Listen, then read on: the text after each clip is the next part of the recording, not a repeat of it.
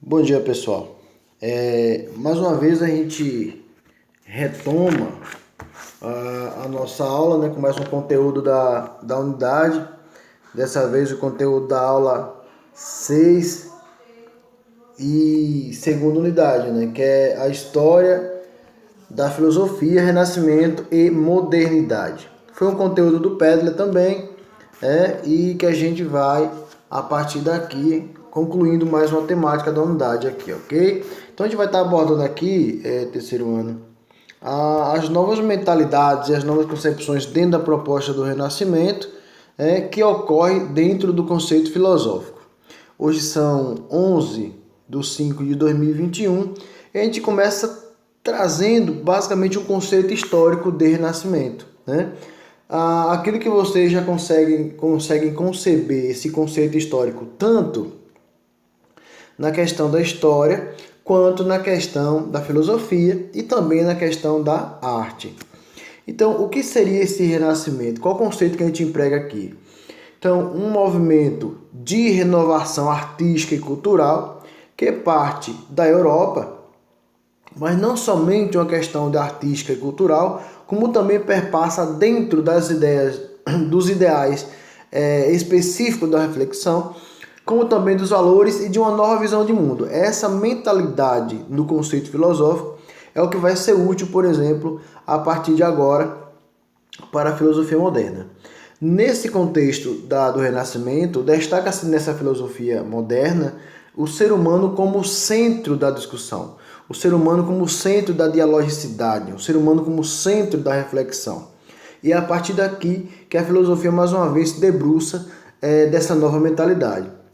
Essa nova mentalidade ela vai estar pautada, terceiro ano, numa ideia de modernidade, numa ideia de tradição. O que é isso aqui? O que significa isso? O que seria essa ideia de tradição? Essa ideia de tradição ela está pautada basicamente em uma herança que o Renascimento traz, que é uma herança pautada dentro do conceito dentro do conceito de Grécia e dentro do conceito de Roma. Então, a tradição herdada de Grécia e Roma, aqui agora na Idade Moderna, né? Logo no pós-Idade Média, a gente vai ter esse dinamismo entre modernidade e a tradição que herda-se lá do mundo antigo. Isso vai ser também relevante porque dentro da concepção de modernidade eu vou ter agora essa mentalidade que será representada através do homem renascentista, através do humano, através da mentalidade pós-medievo. E essa mentalidade pós-medievo para a filosofia vai ser útil por quê, professor? Porque a forma como o homem passa a enxergar a sociedade moderna é uma forma totalmente distinta da que ele enxergava na Idade Média. E a filosofia ela vai se começar a se questionar até que ponto o homem medievo ele ficava preso nos seus próprios pensamentos. A partir daqui, diria eu, enquanto professor de história e lecionando filosofia, que essa nova mentalidade fará com que esse homem agora ele se debruce sobre si e sobre a sua própria razão, sobre o uso da sua racionalidade. Então essa nova relação presente no mundo moderno aqui agora está presente não somente do homem, mas do homem-deus. E aí eu vou ter a diferenciação, historicamente falando, para compreendermos o princípio filosófico no Renascimento, que não vai se distanciar muito do conceito da história. Dentro da visão renascentista humanista, eu vou ter uma cultura racional e crítica, uma postura totalmente contundente em relação àquilo que ocorreu naquele momento. A exemplo clássico disso vai estar aí a própria Igreja Católica sendo colocada à prova. O antropocentrismo, né, que seria esse homem agora, o estudo do homem de fato, a preocupação com esse homem.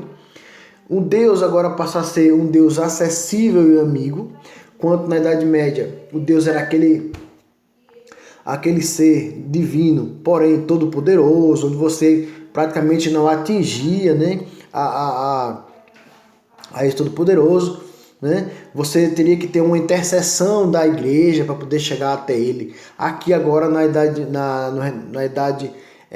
moderna, a gente não vai ter essa questão do eu ter que pedir para o padre ou o bispo, sei lá, intermediar por mim, né?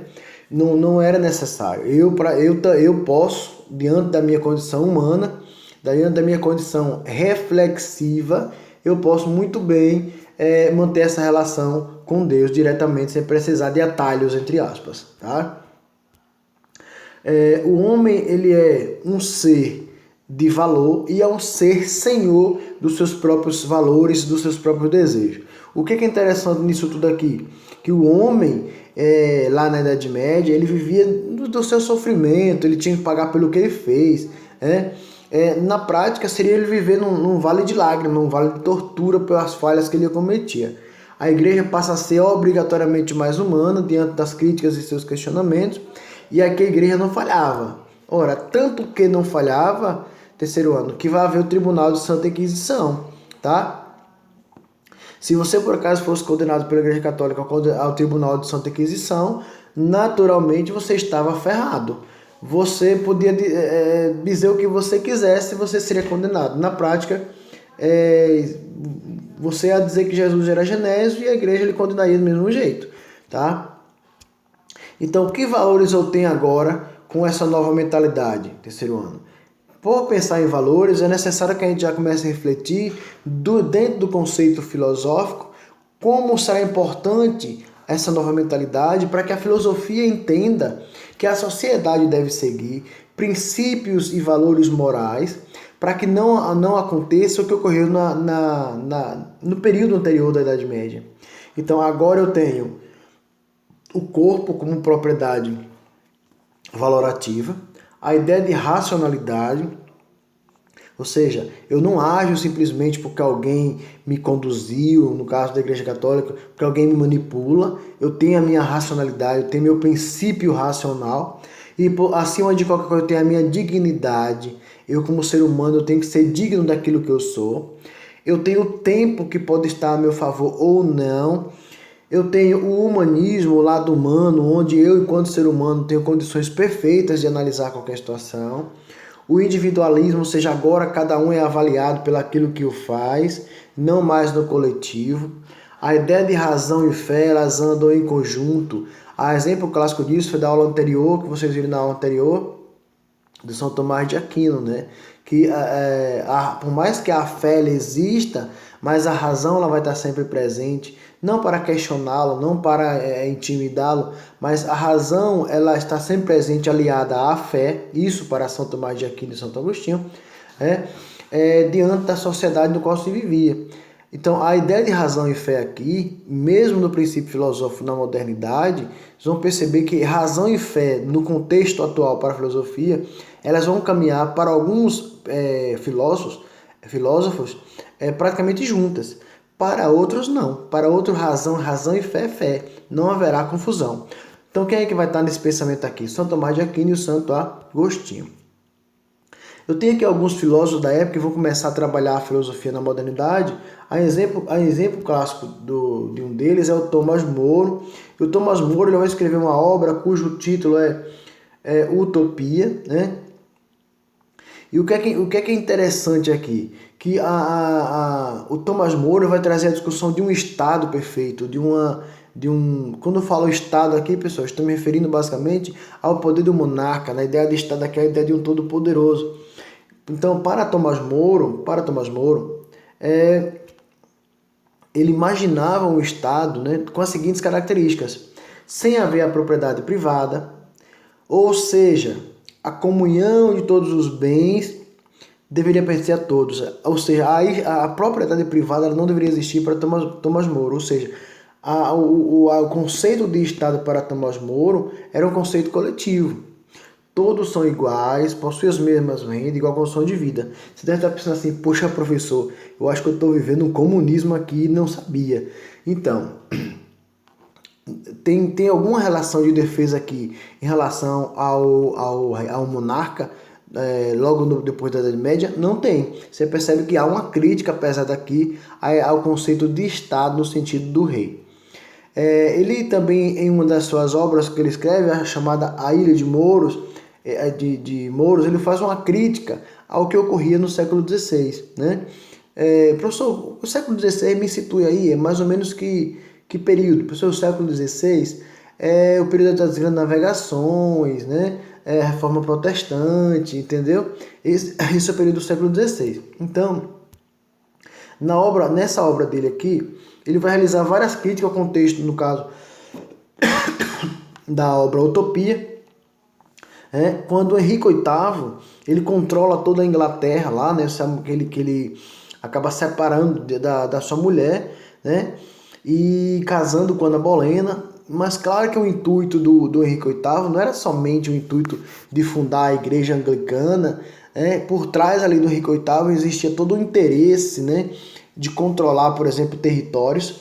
Então por isso também o interesse dele casar com Ana Bolena, porque vai ter-se aí, apesar dos históricos narraram que ela é muito feia, mas o interesse dele é que ela vinha da nobreza também, e ele queria expandir o seu território. E é o que acontece, tá? Então o Thomas More vai fazer uma crítica à política do Henrique VIII, diante daquilo que ocorria na época.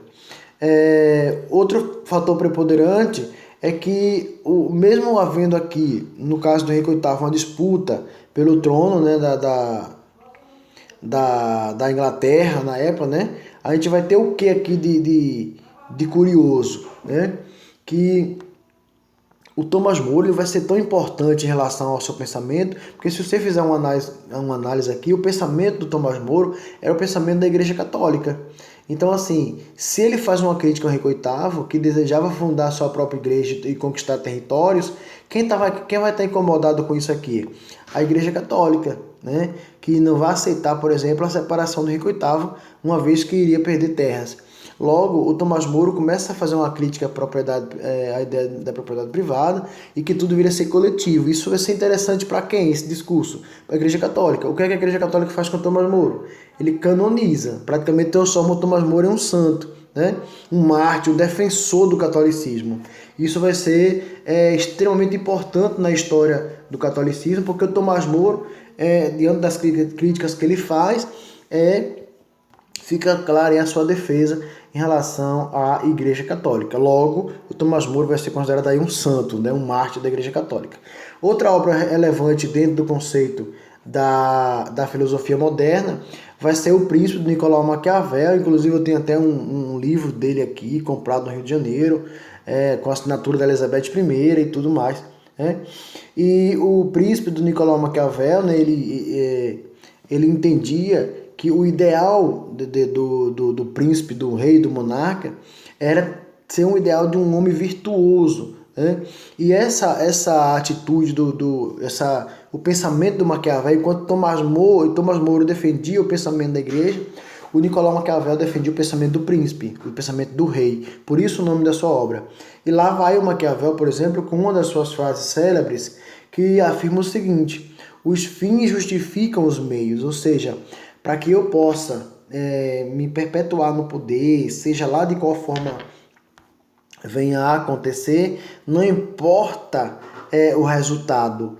O que importa é como eu vou chegar até o resultado.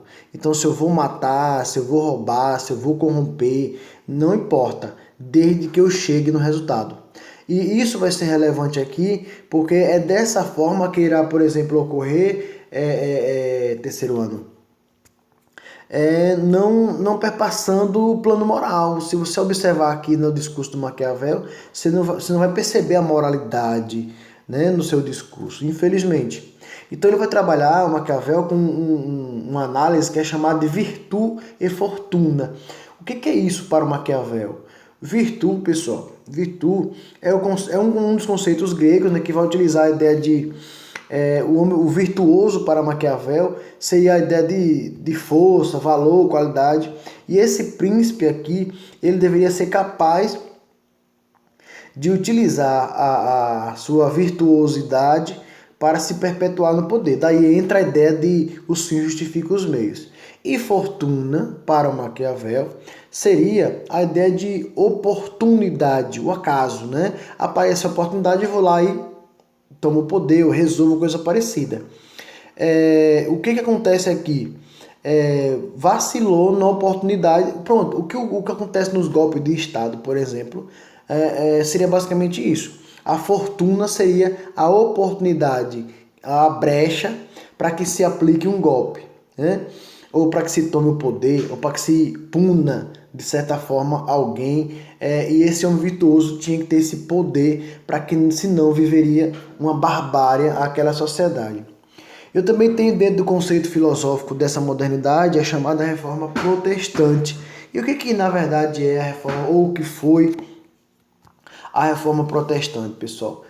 Na verdade vai ser uma quebra da unidade cristã na Europa, né?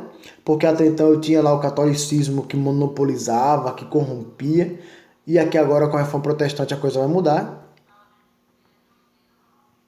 Eu vou ter aqui um movimento de transição, como eu disse antes, né? O surgimento de igrejas cristãs não católicas, ou seja, igrejas protestantes.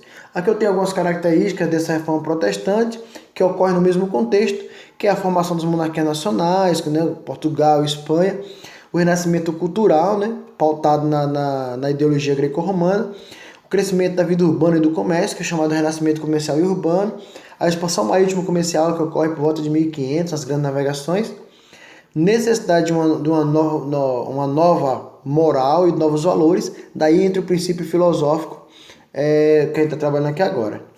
Dentro da reforma protestante, a própria filosofia se encarrega aqui agora de nortear e de mostrar alguns valores para essa sociedade. Dentre esses valores vai estar aqueles que a Igreja Católica pregava como correto, que passam agora a ser questionados na modernidade. Quem vai fazer esse processo de questionamento aqui na modernidade? Terceiro ano. Quem vai fazer esse processo de questionamento aqui na modernidade é a própria reforma protestante, os próprios filósofos da época que começou a questionar a sociedade vigente, né, que deveria ter valores morais adequados para aquele contexto. E dentro da reforma protestante eu vou ter o Martinho Lutero como um dos principais monges que lutarão por essa reforma no contexto da época, né, e algumas críticas pesadas, né, que ele começa a partir de então a fazer dentro do cenário que ele encontrava, como a venda de indulgências, o celibato, o culto aos santos e à Virgem Maria. Isso tudo passa a ser questionado ou criticado pelo Martinho Lutero. A venda de indulgência seria o perdão dos pecados, o celibato seria a proibição do casamento, né? A permissão, o fim do celibato, ou seja, a Igreja Católica não permitia que padres casassem. A partir da reforma protestante, vocês têm aí, por exemplo, pastores que são casados, né? Isso seria o fim do celibato. Então, o celibato é a proibição do casamento. Com a reforma protestante, a Igreja Católica continua, né? Porém, os protestantes não aderem a esse celibato da Igreja Católica. Os cultos aos santos e a Virgem Maria também passam a ser questionados, né? Com algo simbólico, e Martinho Lutero vai defender nessa nova mentalidade, tanto da história quanto da filosofia, que eu, enquanto ser humano, posso me dirigir diretamente a Deus, não preciso ter atalho para chegar até Deus. E aí vou ter alguns reformadores que vão utilizar tanto do pensamento religioso quanto do pensamento filosófico cristão para fazer suas adaptações a esse momento. Eu tenho aqui o Lutero com o luteranismo, eu tenho João Calvino com o calvinismo, o Ziglio, o Memo Simons em Zurique e o Henrique VIII, que vai fundar a Igreja Anglicana lá na Inglaterra, né, promovendo a chamada Reforma Anglicana. Dentro da filosofia, mais nua e crua, tem a chamada Revolução Científica, e essa Revolução Científica aqui, pessoal, o que vai dar condição a esse momento aqui vai ser a ascensão da burguesia, né, a partir do século XVI, e essa burguesia que vai ser muito relevante, porque a partir de agora essa burguesia visava enriquecer com o comércio marítimo, de certa forma, e isso vai ser muito importante. Por quê? Porque o trabalho passa a ser colocado, antes, na Idade Média, o trabalho era algo era algo considerado como um penoso, algo como um sacrifício, né? E, de certa forma, trabalhar não dignificava o homem na Idade Média. Então, agora, com a era moderna, a reforma protestante, tanto o João Calvino, principalmente o João Calvino, ele vai dizer o seguinte: você pode ser predestinado, mas você pode mudar o seu destino. E como que eu posso mudar o meu destino? Trabalhando. Então, o trabalho agora, nessa nova visão filosófica da Idade Moderna, o trabalho vai se utilizar de um discurso que dignifica o homem. Então todo mundo começou a ter uma noção de que se eu nasço pobre, eu posso mudar meu destino. E como é que eu mudo meu destino? Trabalhando. Então esse vai ser um dos pensamentos mais seguidos da época, em especial pela burguesia, que a burguesia visava o lucro, visava o enriquecimento, e vai ser muito importante nesse contexto aqui, tá? Algumas situações relevantes dentro do contexto da ciência e da filosofia moderna, a partir de agora vai ser algumas descobertas importantes. No caso aqui, eu tenho como cientista o Galileu, que vai provar que a Terra girava em torno do Sol, ele vai negar, claro, para não ser morto. O Descartes, que vai elaborar um método científico chamado método cartesiano. O Harvard, que descobre a circulação do sangue. Olha que outra coisa importante aqui, pessoal. O Isaac Newton com a lei da gravitação. O Buffon, que classifica os conhecimentos de geologia, zoologia e botânica. O Lavoisier, que funda a Escola de Química Moderna e a composição da água e do ar. Olha quanto a gente tem de relevante a partir de agora para trabalharmos as ideias filosóficas da Idade Moderna. E alguns empiristas, professor, o que é empirista? São filósofos que utilizam do método para explicar uma realidade a partir do conhecimento filosófico. E dentre eles eu tenho aqui, pessoal, Francis Bacon, que vai propor um conhecimento baseado na lógica do experimental, ou seja, não será mais, pessoal, uma filosofia apenas oral, uma filosofia como o Sócrates colocava lá na antiguidade. A filosofia nesse contexto aqui, a filosofia experimental, é uma filosofia onde eu preciso sentir, eu preciso ir a campo, eu preciso entender. Há uma indução, eu preciso testar, eu preciso questionar aquilo que eu estou analisando. Ah, professor, mas a filosofia não tem esse papel já de questionar? Tem, pessoal. O Bacon também vai criticar o contemplativo medieval, né, da lógica aristotélica. De novo entra em cena aqui a crítica à Idade Média e denuncia preconceitos que dificultavam, por exemplo, a apreensão. Quando falar apreensão, é aprender algo da realidade, né? Então, algumas histórias que, como você já sabe aqui, dentro do contexto histórico, como de tribo, de caverna, de mercado, teatro, ele passa a denunciar, e a ideia de que se tem a partir de agora são visões totalmente reflexivas, dentro da ideia de análise filosófica, para compreender não só a ideia de tribos, como a ideia de caverna, como a ideia do mercado, como a ideia de teatro. Essas ações elas passam a ser muito importantes para o Francis Bacon. Por quê? Porque para poder eu falar sobre algo, eu preciso experimentar. Não basta apenas eu ficar deduzindo. Então, o Francis Bacon não parte da dedução, ele parte da indução. Indução, a lógica indutiva, ela te coloca à prova, ela te coloca sob análise, né? Você tem que testar para isso acontecer. Então, o que eu tenho aqui como diferencial para que a gente possa compreender o conceito de filosofia moderna? Eu tenho a ideia de racionalismo e a ideia de empirismo. Professor, o que seria esse racionalismo? Primeiro, esse racionalismo seria uma corrente filosófica que inicia com a definição do racionalismo, que é a operação mental, discursiva e lógica. Não tem muito que se questionar. O racionalismo parte do princípio lógico, da dedução, do discurso lógico e do raciocínio lógico, mental. Quanto ao empirismo, vai acreditar nas experiências, né? Aquela que vai me dar condição a eu ter novas ideias, discordando ou não, tá? O que é que me deduz aqui, o que me conduz, na verdade, dentro do meu raciocínio?